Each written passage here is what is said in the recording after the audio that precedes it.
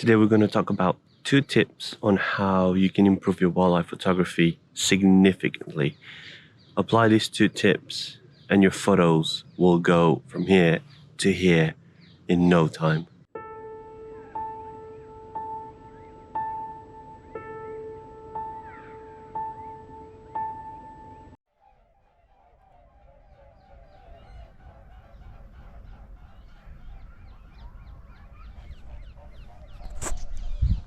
That's not something you see on a daily basis, 5 swans flying around.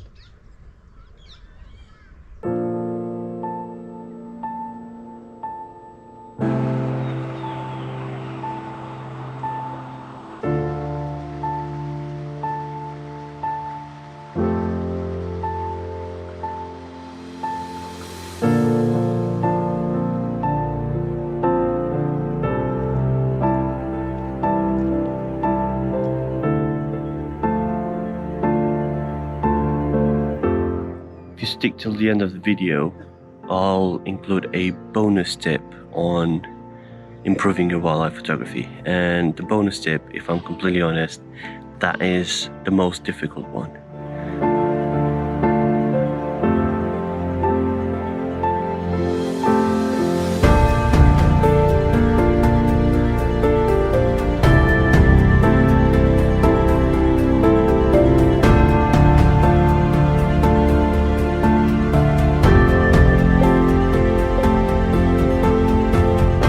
Right, so the first tip is change your perspective.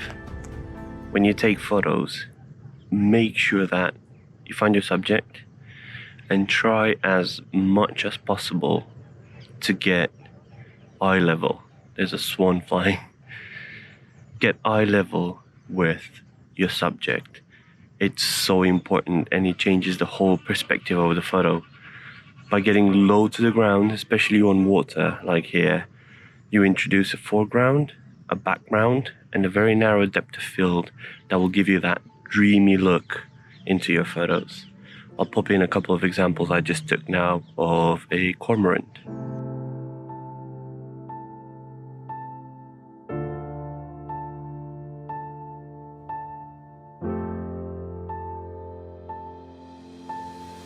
Tip number 2 is don't be afraid to bump up your ISO value. If you know how to shoot with a high ISO, that will maximize the amount of photos that you can keep out of a burst or even a low light situation. Make sure that when you pop your ISO higher, you always overexpose it 1.5 stops. Just judge by the look of how the photos look on the back of your camera. Noise only comes in dark areas, so if you use a high ISO and then lower your shutter speed to minimize that,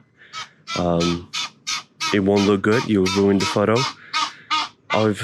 This is a mistake I've done for years, and is keeping my ISO low with a low shutter speed and praying that I didn't get motion blur or I actually got a sharp photo.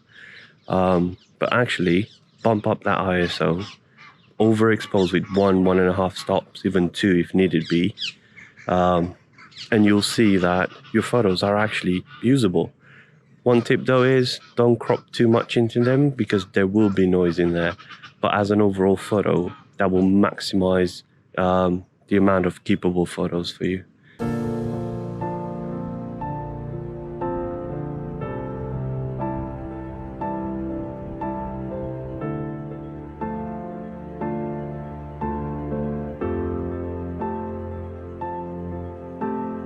There's also an important announcement I would like to make, and is the fact that the channel hit 1,000 subscribers.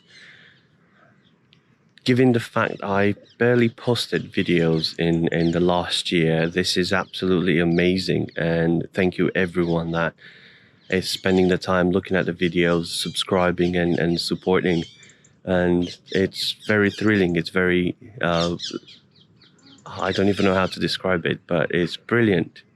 Thank you. And these jackdaws here, they thank you as well.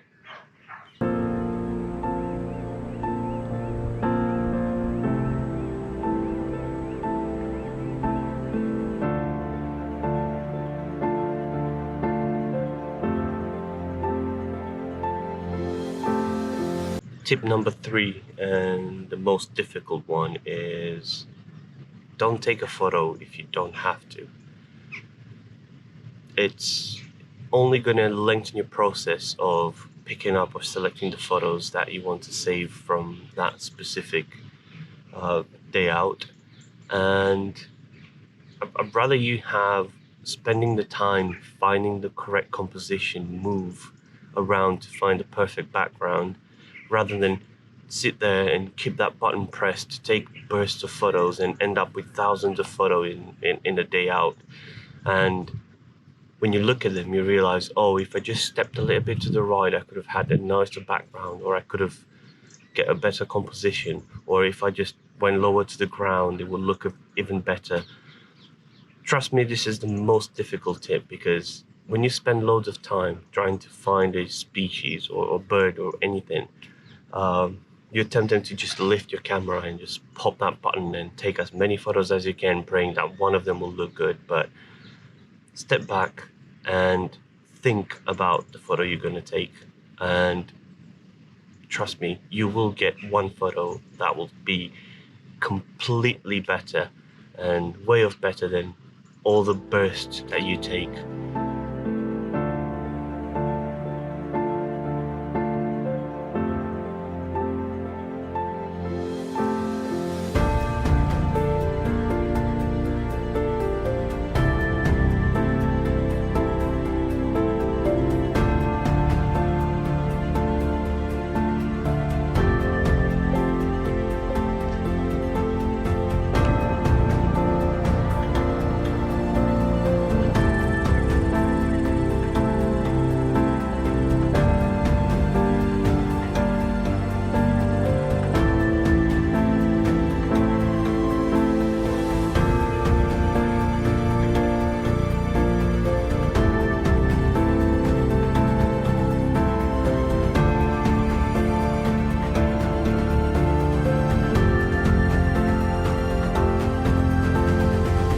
Well, after a well-deserved bacon bap and a bit of water, I think it's time to go home.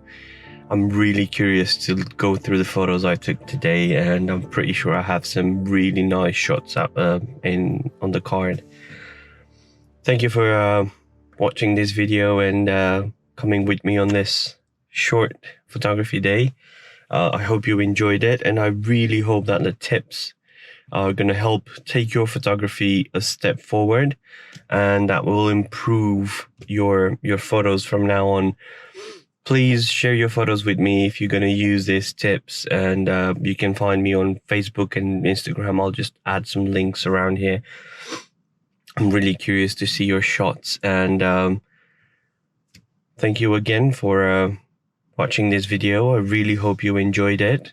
If you're not subscribed, please, I think it's down here somewhere, the big red button.